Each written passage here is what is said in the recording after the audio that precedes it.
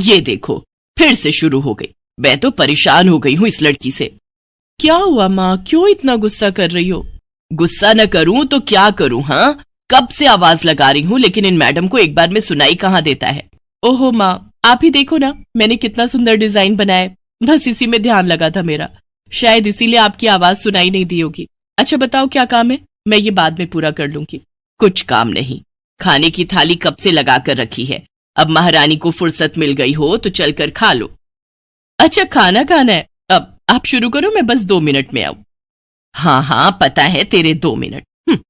इतना कहकर हिना की माँ सुमित्रा गुस्से में वहां से चली गई और फिर खाने की मेज पर। अरे क्या हो गया, इतने गुस्से में क्यों हो भाग्यवान? अब आप ही समझा लीजिए अपनी लाडली को, मेरी तो एक नहीं सुनती। हाँ तो क्या हो गया, तुम पे ही तो गई है। आपको मजाक सूझ रहा है? यहाँ मेरा दिमाग खराब हो रहा है, सारा दिन बस मेहंदी के डिजाइन बनाती रहती है और कोई काम ही नहीं है इसे। इसका मतलब वो सच में तुम पर ही गई है। तुम्हें भी तो मेहंदी लगाने का बड़ा शौक था ना इस उम्र में। हाँ, पर मैं घर का सारा कामकाज निपटाने के बाद ये सब करती थी। अरे ये तो खाना पीना भी छोड़कर बैठी है। सुमित्रा अपने पति सुरेश से हिना की शिकायतें कर ही रही थी कि तभी हिना वहां आ गई। क्या बनाया माँ? खुशबू तो बड़ी अच्छी आ रही है। मिल गई तुझे फुर्सत? हाँ माँ, देखो ना मेरा आज का डिजाइन, पापा देखिए ना कैसा है। सच में डिजाइन तो वाकई बढ़िया बनाया है लाडो। ये लाडो बोल बोल कर आपने ही इसका दिमाग खराब करके रखा है। मेरी जान को कितना काम है पता है, ती जा रही है, मगर ये लड़की मेरी बिल्कुल मदद नहीं करती। ओहो, आज सिर्फ खरी खोटी ही सुनाओगी या कुछ खाना भी मिलेगा भाग्यवान? सुरेश की बात सुनकर सुमित्रा की हंसी निकल गई और उसे हंसता देख सभी लोग हंसने लगे। हिना अपने माता पिता की अकेली संतान थी। हिना को बचपन से ही मेहंदी के नए नए डिजाइन बनाने का बड़ा शौक था। वो कागज पर रोज कुछ न कुछ नया बनाने की कोशिश करती और फिर उसे अपने या अपनी माँ के हाथों पर लगाती। हिना के कॉलेज की पढ़ाई भी अब पूरी हो गई थी, तो अब उसके लिए रिश्ते आने भी शुरू हो गए थे। अरे सुमित्रा कहाँ हो, जल्दी आओ। क्या हुआ जी? जरा इस फोटो को तो देखो, कैसा है लड़का? दिखने में तो बहुत ही बढ़िया है। हाँ, वो कानपुर वाले फूफा जी है ना, उन्होंने बताया इस लड़के के बारे में। अपनी हिना के लिए कैसा रहेगा? लड़का काम क्या करता है और परिवार में कौन कौन है? फूफा जी बता रहे थे कि कानपुर में इनका अपना कारखाना है, वहां ये अपना दोने पत्तल और डिस्पोजल वगैरह बनाते हैं। ये अच्छा पैसा कमा लेता है, फूफा जी की रिश्तेदारी में है।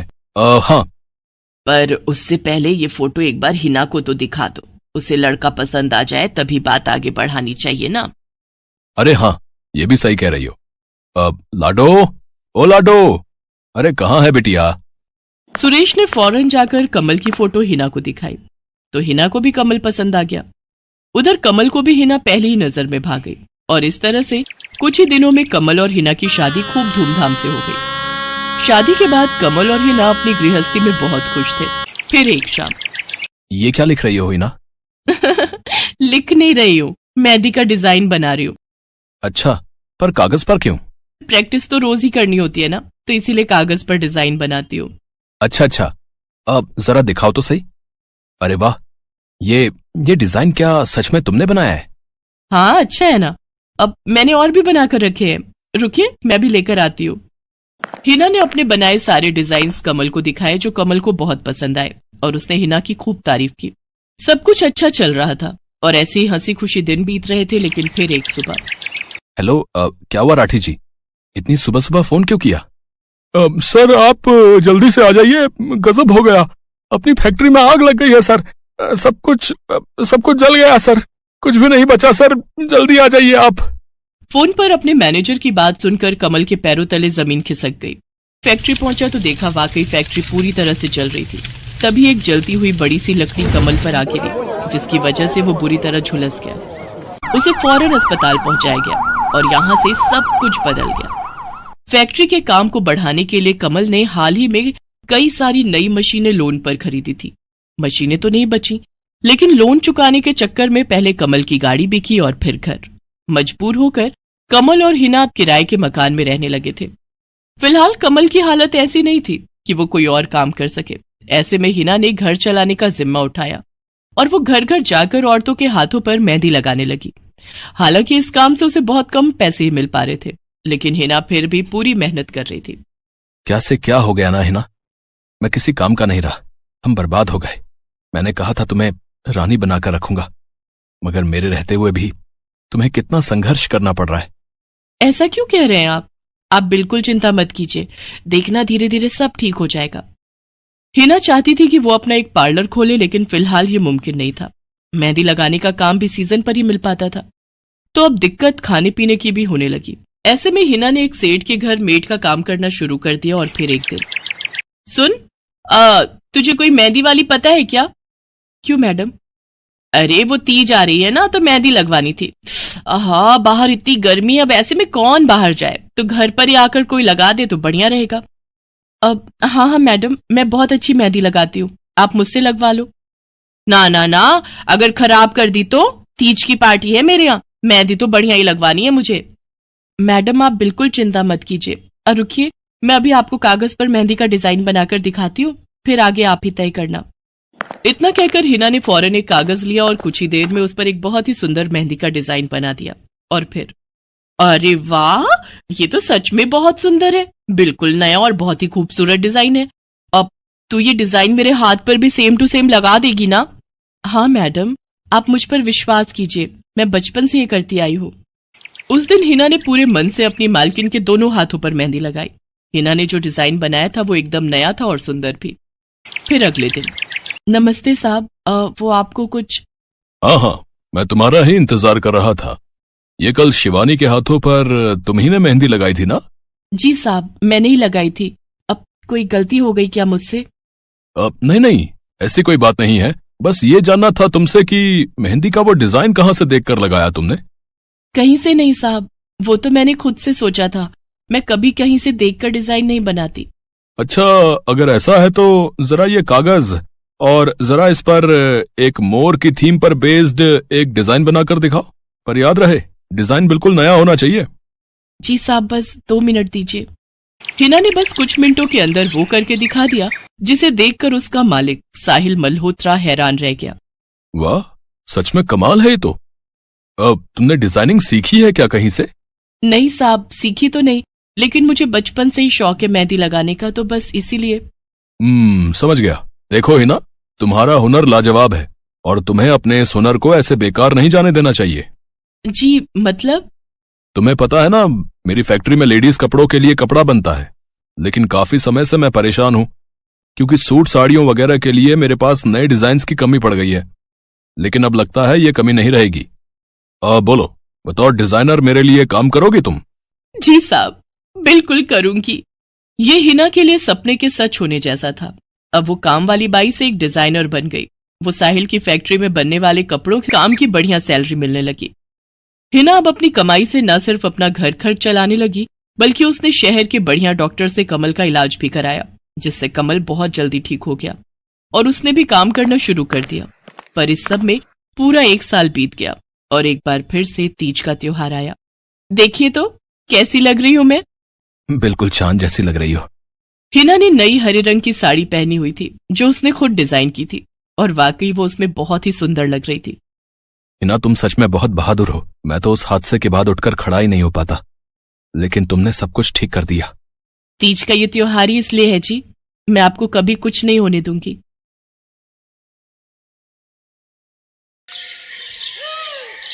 मीरा, ओ मीरा, चल तो जल्दी से आटा गूंथ दे, मैं फटाफट रोटियां सेक दूंगी। नहीं माँ, मैं नहीं गूंथ पाऊंगी, मैंने मेहंदी लगा ली है हाथ पर। क्या? सुबह सुबह तू फिर मेहंदी लगाकर बैठ गई? बड़ी मक्कार है सच में, काम में मदद ना करनी पड़े इसलिए जब देखो मेहंदी लगाकर बैठ जाती है। चल जल्दी से हाथ धोकर आ मेरे पास, मुझे काम पर जाने के लिए देर हो रही है। माँ बस आज कर लो ना, देखो ना मैंने कितनी मेहनत से कितना सुंदर डिजाइन बनाया है। लेकिन जैसे ही उसकी नजर मीरा के हाथों पर पड़ती है, उसका गुस्सा पल भर में गायब हो जाता है। वो मीरा से कहती है, अरे वाह मीरा, तूने तो बड़ी सुंदर मेहंदी लगाई है। हाँ माँ, वो शांति दीदी ने मुझे एक किताब दी थी कल, उसमें बड़े ही सुंदर सुंदर डिजाइन बने हैं, बस उसी में से देखकर लगाई है मैंने। सुंदर है ना? हाँ बहुत सुंदर है। अरे लेकिन मुझे तो, ओफो, फिर लगा लिया ना तूने बातों में, पहले से ही देर हो रही है, ऊपर से तू भी मेहंदी लगाकर महारानी जैसे बैठ गई है। माँ तुम इतना परेशान क्यों होती हो? 1-2 घंटे में जब मेरी मेहंदी सूख जाएगी तो मैं घर के सारे काम कर दूंगी। मीरा की बात मानकर कावेरी काम पर चली जाती है। वो एक बड़ी सोसाइटी के घरों में काम करती थी और इसी काम से कावेरी और मीरा का गुजारा चलता था। कावेरी के पति की कई साल पहले एक सड़क हादसे में मौत हो गई थी। तब से कावेरी पर ही सारी जिम्मेदारी थी। मीरा भी घर के कामों में उसका पूरा हाथ बटाती थी। मीरा को मेहंदी लगाना बहुत पसंद था। उसने अपने घर के पीछे मेहंदी के कई सारे पौधे लगा रखे थे, जिनका वो बहुत ख्याल रखती थी। वो अपने हाथों से मेहंदी के पत्तों को पीसकर अपने हाथों में लगाने के लिए तैयार करती थी। फिर एक दिन, मीरा, हमें इस जगह पर थोड़ी मोड़ी खेती कर लेनी चाहिए। ये मेहंदी के पौधों से कुछ कमाई थोड़े ही हो रही है। खेती कर लेंगे तो कुछ पैसे ही बन जाएंगे। नहीं माँ, मेरे मेहंदी के पौधों को हाथ भी मत लगाना। बाजार से मेहंदी खरीदने के तो पैसे हैं नहीं हमारे पास। अब इन्हें तो रहने दो। ये कहते हुए मीरा की आंखों में आंसू थे। कावेरी उसके सिर पर हाथ रखते हुए कहती है, मीरा, मैं जानती हूँ तुझे मेहंदी लगाना बहुत अच्छा लगता है, लेकिन बेटा अपनी हालत तो तुझे पता ही है ना। मैं कितनी मुश्किल से। माँ, सब समझती हूँ मैं। जाओ कर लो जो करना है। इतना कहकर मीरा रोते हुए वहाँ से चली जाती है। कावेरी को उसके लिए बुरा लग रहा था। वो मीरा की मेहंदी के पौधों को कुछ नहीं करती। ऐसे ही कई दिन गुजर जाते हैं। ज्यादा काम करने की वजह से कावेरी की तबीयत खराब रहने लगी। वो बहुत जल्दी जल्दी बीमार पड़ने लगी। तो मीरा ने उससे कहा, माँ, तुम रहने दो, तुम्हें बुखार है, रात भर सोई नहीं हो, मैं चली जाती हूँ काम पर। नहीं मीरा, तू कैसे? ना नहीं, मैं ठीक हूँ, मैं जाती हूँ। कावेरी जैसे ही उठकर चलने की कोशिश करती है, अचानक उसे चक्कर आ जाता है। मीरा उसे सहारा देकर बिस्तर पर लिटा देती है और उससे कहती है, बस माँ, अब तुम आराम करोगी और काम पर अब से मैं जाऊंगी। कावेरी घर पर रहकर आराम तो कर रही थी, लेकिन वास्तव में उसे अच्छे इलाज की भी जरूरत थी, जिसके लिए पैसे थे नहीं। दूसरी तरफ अब हर रोज मीरा काम पर जाती और लौटकर घर के भी सारे काम उसे ही करने पड़ते थे। इस सब में उसे मेहंदी लगाने का बिल्कुल भी वक्त नहीं मिल पाता था। मीरा, कितने दिन हो गए तूने मेहंदी नहीं लगाई? हाँ माँ, बस मन नहीं कर रहा। अच्छा, मेहंदी लगाने का तेरा मन नहीं? मैं सब जानती हूँ। मैंने बिस्तर पकड़ लिया है और मेरी फूल सी बच्ची पर सारे काम पड़ गए हैं। अब बस बहुत हो गया आराम। मीरा, जा, तू जाकर मेहंदी लगा ले, आज मैं जाऊंगी काम पर। नहीं माँ, तुम कहीं नहीं जाओगी, मैं कर लूंगी सब। और मैं सच बोल रही हूँ, मैं बड़ी हो गई हूँ, ये मेहंदी वेहंदी का मुझे शौक नहीं। इतना कहकर मीरा काम पर जाने के लिए घर से निकल जाती है। कावेरी की आंखों में आंसू आ जाते हैं। मीरा सोसाइटी के कई घरों में काम करती थी। उन्हीं में से एक घर आरती का भी था। उसके घर पर तीज का त्योहार बड़े धूमधाम से मनाया जाता था। तीज की तैयारियों में मीरा भी मदद कर रही थी। इसी बीच, अरे ऐसे कैसे? मैंने सारे रिश्तेदारों को बुला लिया है, मेरी सारी फ्रेंड्स भी आने वाली हैं। मैं क्या कहूँगी उन्हें? फोन पर काफी देर बहस करने के बाद आरती फोन रख देती है। उन्हें उदास देखकर मीरा उससे पूछती है, क्या हुआ मैडम जी, आप कुछ परेशान लग रहे हो? हाँ मीरा, बड़ी मुसीबत हो गई। कल तीज का फंक्शन है, मैंने सबको मेहंदी लगवाने के लिए यहीं बुला लिया है और आखिरी मौके पर ये पार्लर वाली धोखा दे गई। कह रही है कल नहीं आ पाएगी। अब क्या होगा? इतनी जल्दी कौन तैयार होगा सबको मेहंदी लगाने के लिए? मैडम जी, वैसे मैं भी ठीक ठाक मेहंदी लगा लेती हूँ। अरे हाँ, कावेरी ने मुझे बताया तो था एक बार कि तुझे मेहंदी लगाने का बहुत शौक है। वैसे मुझे तो कोई परेशानी नहीं है। तू देख ले बेटा, बहुत सारे हाथ लगाने होंगे और मेहंदी बढ़िया लगनी चाहिए सबके। आप बिल्कुल चिंता मत करिए मैडम जी, मैं सब अच्छे से करूँगी। बहुत दिनों बाद मीरा के चेहरे पर खुशी थी।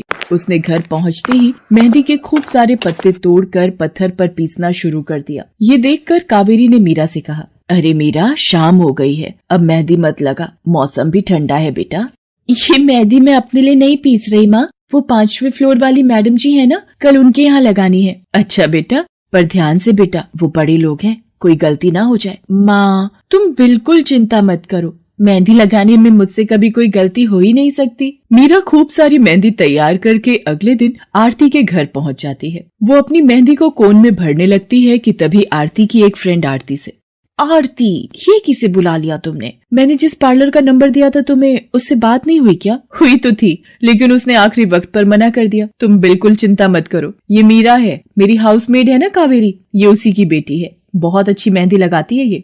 ओफो आरती, तुम भी ना, पार्लर की बात अलग होती है, उन लोगों का मटेरियल ब्रांडेड होता है, मेहंदी के रचने की गारंटी मिलती है वहाँ से। और इसकी मेहंदी तो मुझे कुछ समझ नहीं आ रही, इस पर तो कोई लेबल तक नहीं है, अगर कुछ गलत रिएक्शन हो गया हाथों पर तो। आप बिल्कुल चिंता मत कीजिए मैडम जी, ये मेहंदी मैंने खुद पीस कर तैयार की है। मेरे पास बहुत सारे मेहंदी के पौधे हैं, इसमें कुछ भी ऐसा नहीं है जो आपके हाथों को नुकसान दे। ना भाई ना, सॉरी आरती, बट मैं अपने हाथों को लेकर कोई रिस्क नहीं ले सकती। तुम सब लगवाओ, मैं तो पार्लर जाकर ही लगवाऊंगी। इतना कहकर आरती की दोस्त शालिनी वहाँ से चली जाती है। आरती मीरा को इशारा देकर काम शुरू करने को कहती है। अरे वाह, मानना पड़ेगा, इस बच्ची ने कमाल की मेहंदी लगाई है। मुझे तो नहीं लगता कि इस मेहंदी का वैसा रंग आएगा जैसा पार्लर वाली मेहंदी का आता है। अब बस भी करो शालिनी, मेहंदी कैसी रचेगी ये कल तक पता चली जाएगा ना। बच्ची है वो, उसे इस तरह डराओ तो मत। अरे मुझे क्या, मेरे हाथ कौन सा खराब होने वाले हैं, तुम ही लोग लगवाओ और तुम ही भुगतना। शालिनी गुस्से में वहाँ से चली जाती है। उसे पूरा यकीन था कि मीरा की मेहंदी रचेगी नहीं, साथ ही हाथों पर उसका गलत रिएक्शन भी हो सकता है, लेकिन जो हुआ वो इससे बिल्कुल अलग था। अगले दिन मीरा के घर पर। अरे मैडम जी, आप यहाँ? आपने तो आज काम पर आने के लिए मना किया था ना, मैं इसीलिए नहीं आई। हाँ हाँ, कल तुम कितना थक गई थी, इसीलिए मैंने आने को मना किया। मैं यहाँ तुम्हें काम पर बुलाने नहीं बल्कि किसी और काम से आई हूँ। अंदर नहीं बुलाओगी? अरे माफ कीजिएगा मैडम जी, आइए अंदर आइए। आरती को देखकर कावेरी भी बिस्तर से उठकर खड़ी हो जाती है। आरती के साथ उसकी दोस्त शालिनी भी थी। मीरा उन दोनों को पानी देते हुए कहती है, ये लीजिए मैडम जी, मेहंदी तो ठीक से रची ना मैडम जी? ये तुम्हें मैं नहीं, शालिनी बताएगी। फिर शालिनी अपने हाथ मीरा की तरफ बढ़ा देती है। उसके हाथों पर कई जगह छाले पड़े हुए थे। ये देखकर मीरा उससे कहती है, अरे ये क्या हुआ मैडम जी? मैंने तुमसे मेहंदी नहीं लगवाई, उल्टा तुम्हारा अपमान करती रही, उसी की सजा मिली है मुझे। मैंने सबसे महंगे वाले पार्लर में जाकर मेहंदी लगवाई। मैंने उनसे जोर देकर कहा कि मेहंदी का रंग बहुत बढ़िया आना चाहिए। इस चक्कर में उन्होंने पता नहीं क्या क्या मिला दिया मेहंदी में, और मेरे हाथों का ये हाल हो गया। और दूसरी तरफ तुम्हारी मेहंदी, जिसने भी लगवाई उसके हाथों की रंगत ही अलग है। देखो आरती के हाथ देखो जरा। आरती ने अपने हाथ आगे बढ़ा दिए, जिन पर मीरा के हाथों से लगी मेहंदी का बहुत ही अच्छा रंग चढ़ा था। फिर आरती कावेरी के पास जाकर उससे बोली, बस कावेरी, ये झाड़ू पोछा और बर्तन बहुत करवा लिए तुमने मीरा से, ये अब वो करेगी जो इसे करना चाहिए। जी क्या मतलब मैडम जी? ये अब मेहंदी लगाएगी सबके हाथों पर। हमारी एक दोस्त का अपना ब्यूटी पार्लर है, उसे मीरा का काम और उसकी मेहंदी की क्वालिटी बहुत अच्छी लगी। वो मीरा को अपने यहाँ काम देना चाहती है, अच्छे पैसे भी देगी वो मीरा को, और तो और वहाँ रहकर मीरा पार्लर के दूसरे काम भी सीख पाएगी। आरती की बात सुनकर कावेरी की आंखों में आंसू आ जाते हैं। वो हाथ जोड़कर आरती का शुक्रिया अदा करती है। मीरा भी बहुत खुश थी। अब न सिर्फ वो अपना मेहंदी लगाने का शौक पूरा कर सकती थी, बल्कि अच्छे पैसे कमाकर अपनी माँ का इलाज भी करवा सकती थी। एक समय की बात है, केशवपुर नामक गांव में सरला नाम की एक बूढ़ी विधवा औरत अपने बेटा बहू के साथ रहती थी। सरला की बहू जया स्वभाव से बहुत बुरी थी। वो रोजाना सरला से बात बात पर लड़ती रहती थी। सरला का पति किशन शहर में मजदूरी करता था, इसलिए वो कभी कभी ही गांव आ पाता था। किशन शहर से घर खर्चे के लिए पैसे भेजता तो 2 लिफाफे भेजता, एक अपनी माँ के नाम और एक अपनी पत्नी के नाम। पर जया सरला के पैसे भी अपने पास ही रख लेती थी। ऐसे ही एक दिन, ये सरला देवी और जया जी के नाम के मनी ऑर्डर हैं। लाओ लाओ भैया, जल्दी से मुझे दे दो। ये सरला देवी के हस्ताक्षर करके ही उन्हें मिलेगा। माँ जी आराम कर रही हैं, लाओ मैं अंगूठा लगवा कर लाती हूँ। ए बुढ़िया, जल्दी से इस कागज पर अंगूठा लगा दे। भैया मनी ऑर्डर मुझे दे दो। जया सारे पैसे अपने पास रख लेती है और अपने और बेटे बिट्टू के लिए खाने पीने की चीजें खरीद लाती है। माँ बहुत भूख लगी है। ये देख, मैं तेरे लिए कितने सारे पकवान लाई हूँ, पूड़ी, छोले, समोसे, कचौड़ी। चल हम दोनों मिलकर खाते हैं, मजा आ जाएगा। जया बहू, बहुत भूख लगी है, सुबह से कुछ भी नहीं खाया है। अगर थोड़ा सा कुछ खाने को मिल जाता तो। पता नहीं इस बुढ़िया को कितनी भूख लगती है, जब देखो हम माँ बेटे के खाने पर नजर लगाती रहती है। ये ले पकड़, आधी कचौड़ी दे रही हूँ, अब रात तक कुछ खाने को नहीं मिलेगा। और तुझे तो मैंने बोला था कि कपड़े धो देना, तेरे से अभी तक कपड़े नहीं धुले। ये कचौड़ी खाकर चुपचाप सारे कपड़े धो देना, नहीं तो मुझसे बुरा कोई नहीं होगा। बेचारी सरला कचौड़ी का एक टुकड़ा खाकर भला क्या पेट भरती। वो फिर से दोबारा काम पर लग जाती है। एक दिन किशन शहर से वापस आने वाला था। जया को पता था कि जब किशन सरला से पूछेगा कि वो उसे पैसे बराबर भेजता है तो उसे मिलते हैं या नहीं। ये बात सोचकर जया थोड़ा घबरा जाती है और वो सरला से कहती है, ओ बुढ़िया, अगर तूने अपने बेटे से कहा कि तुझे उसके भेजे हुए पैसे नहीं मिलते तो मुझसे बुरा कोई नहीं होगा। वो तो एक दिन रहकर चले जाएंगे, उसके बाद जो मैं तेरा हाल करूंगी ना, फिर तू देखती रह जाएगी। इसलिए अपने बेटे के सामने दुखड़े रोने की कोशिश मत करना। नहीं बहू, मैं किशन को कुछ नहीं कहूंगी। माँ, मैंने तुम्हें पैसे भेजे थे, वो तुम्हें मिल गए थे ना? अरे आप बिना कैसी बातें करते हो? माँ जी को मैं बराबर से पैसे देती रहती हूँ। माँ जी, ये लो गरम गरम पनीर के पकौड़े, आप भी खाओ। किशन 2 दिन रहकर शहर वापस चला जाता है। जया फिर से अपने रूप में आ जाती है। दिन भर सरला काम करके एक दिन चक्की से आटा पिसवा कर लौट रही थी कि अचानक उसे चक्कर आ जाते हैं। रिक्शा में जाती एक लड़की देख लेती है। भैया, इन्हें उठाने में मेरी मदद करो, बेचारी पता नहीं कौन है। सुमन, ये तेरे साथ कौन है? ये रास्ते में बेहोश हो गई थी, मैं इन्हें घर ले आई, लगता है इन्हें होश आ गया है। अब कैसा लग रहा है आपको? मैं ठीक हूँ बेटी, तुम्हारा बहुत बहुत शुक्रिया बेटी। माँ जी, आप इतनी भारी आटे की बोरी अकेले ही उठा कर ले जा रही थी, आपके बच्चे या कोई? सरला की आंखों में आंसू आ जाते हैं, वो रो पड़ती है। माँ जी, कोई परेशानी है तो आप हमसे कह सकते हो, मुझे लग रहा है आप बहुत परेशानी में हो। क्या करूं बेटी, मैं इस जीवन से हार गई हूँ। सरला के दुख का घड़ा फूट जाता है और वो सारा दुख सुमन और बाकी लड़कियों को बताती है।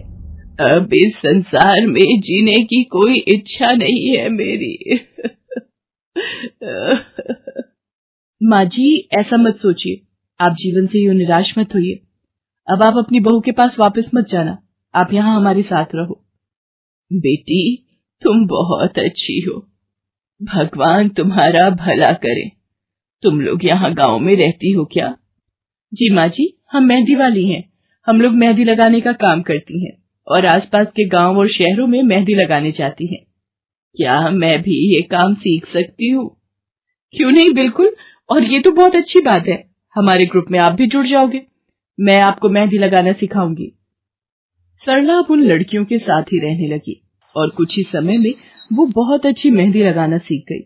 इधर जया सरला के कुछ दिन तक वापस न आने से घबरा जाती है।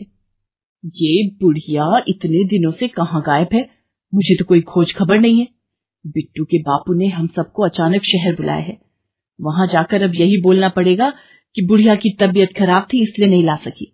जया बिट्टू को लेकर किशन के पास शहर पहुंचती है।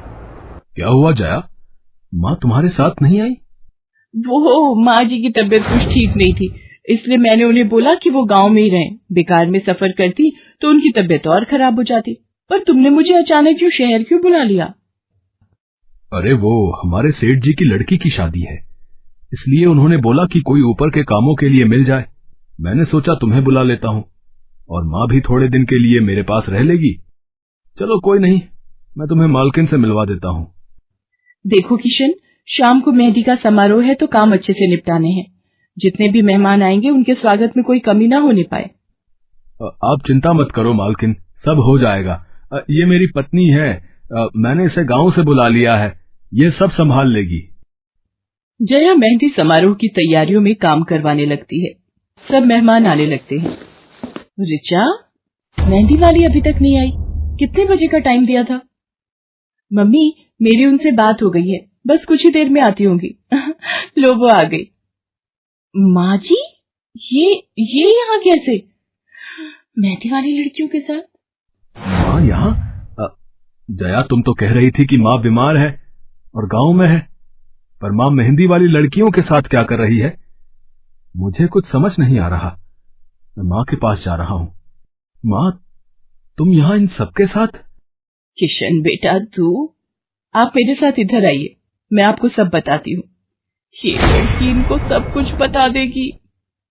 शायद आप नहीं जानते हैं, आपकी पत्नी ने आपकी माँ पर बहुत जुल्म किए हैं, इसीलिए ये बेचारी अपना घर छोड़कर हमारे साथ रहने को मजबूर थी।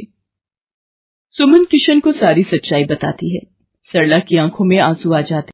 किशन सबके साथ जब घर आ जाता है। जया, तुम्हें शर्म आनी चाहिए, तुमने मेरी माँ के साथ इतना बुरा व्यवहार किया। तुम्हारी वजह से मेरी माँ दर दर भटक रही है। अब तुम मेरे साथ एक पल भी नहीं रहोगी। बिट्टू को मैं पाल लूंगा। अभी के अभी अपने मायके निकल जाओ। ऐसा मत कहो, मैं आप लोगों के बिना कैसे रहूंगी। मुझे माफ कर दो, मुझे माफ कर दो, मेरे से गलती हो गई। माँ जी, मुझे माफ कर दो। किशन बेटा, मैं किसी से भी नाराज नहीं हूँ। जया बहू को माफ कर दे। गलती इंसान से ही होती है बेटा। मैंने जया बहू को माफ कर दिया।